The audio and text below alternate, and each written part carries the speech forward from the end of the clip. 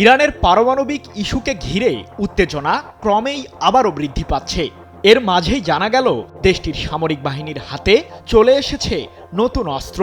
এই অস্ত্র দিয়েই কি এবার যুদ্ধে লড়বে ইরান? কারণ পূর্বের তুলনায় ইরান আরও বেশি ব্যালিস্টিক মিসাইল তৈরি করছে, এমন অভিযোগের প্রেক্ষিতেই দেশটিতে আবারও সামরিক অভিযান শুরু করার হুমকি দিয়েছেন মার্কিন প্রেসিডেন্ট ডোনাল্ড ট্রাম্প, যার ফলে যুদ্ধের জন্য সর্বোচ্চ প্রস্তুতি গ্রহণ করেছে ইরানের সামরিক বাহিনী।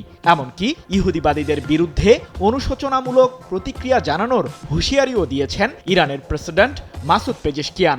উত্তপ্ত এই পরিস্থিতিতে কোন অস্ত্রের প্রতি ভরসা করছে ইরানের সামরিক বাহিনী?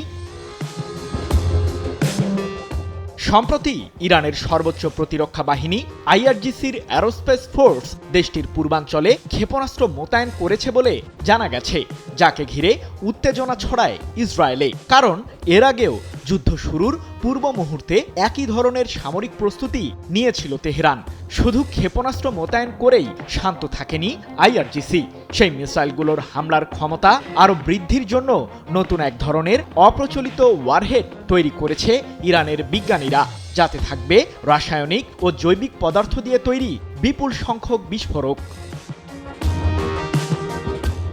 আর ইরান যে সত্যি দেশটির সামরিক বহরে থাকা ব্যালিস্টিক ক্ষেপণাস্ত্রগুলোর শক্তি বৃদ্ধি করছে, তার ব্যাখ্যাই সম্প্রতি মার্কিন প্রেসিডেন্ট ট্রাম্পকে দিয়েছেন ইসরায়েলের প্রধানমন্ত্রী বেনিয়ামিন নেতানিয়াহু, যার কারণেই মূলত ইরানের বিরুদ্ধে আবারও সামরিক অভিযান চালানোর হুমকি দিয়েছেন ট্রাম্প।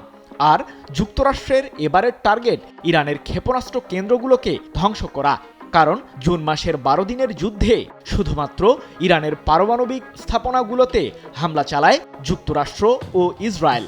যদিও ইহুদিবাদীদের সেই হামলার সফলতা নিয়ে নানান মহলে রয়েছে বিভিন্ন ধরনের প্রশ্ন হলো, ইরানের ক্ষেপণাস্ত্রগুলোতে নতুন বিস্ফোরক যোগ হলে কতটা ক্ষতির মুখে পড়তে পারে ইসরায়েল?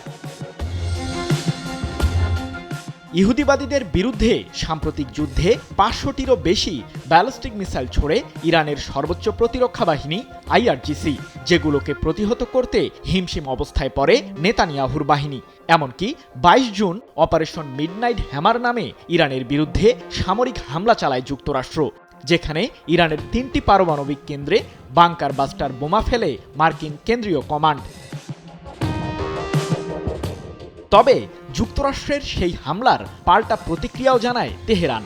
কাতারে অবস্থিত মধ্যপ্রাচ্যে থাকা মার্কিনী সবচেয়ে বড় বিমান ঘাঁটি আল উদেইদকে লক্ষ্য করে ক্ষেপণাস্ত্র ছোড়ে আইআরজিসি। কিন্তু সাম্প্রতিক সেই যুদ্ধে ইরান দেখায়নি তাদের ক্ষেপণাস্ত্রের আসল রহস্য। কারণ সেই মিসাইলগুলোতে কেবলমাত্র প্রচলিত এবং ক্লাস্টার মডেলের ওয়ারহেড ব্যবহার করেছিল IRGC. Japan Bangladesh joint venture company JBS holdings limited. কিন্তু নতুন যুদ্ধে ইরান ব্যবহার করবে রাসায়নিক ও জৈবিক পদার্থ দিয়ে তৈরি ওয়ারহেড, এমন দাবি সমরবিদদের। কারণ এই ওয়ারহেডগুলোতে থাকা পদার্থগুলো বাতাসের সাথে মিশে অনেক দূর পর্যন্ত জনজীবনের ক্ষতি করতে পারে। ফলে ইহুদিবাদীদের পক্ষে ইরানের ওই হামলার তীব্রতা প্রতিহত করা কঠিন হয়ে পড়বে বলে মত বিশ্লেষকদের। সৃজন মাহমুদ, নিউজ 24।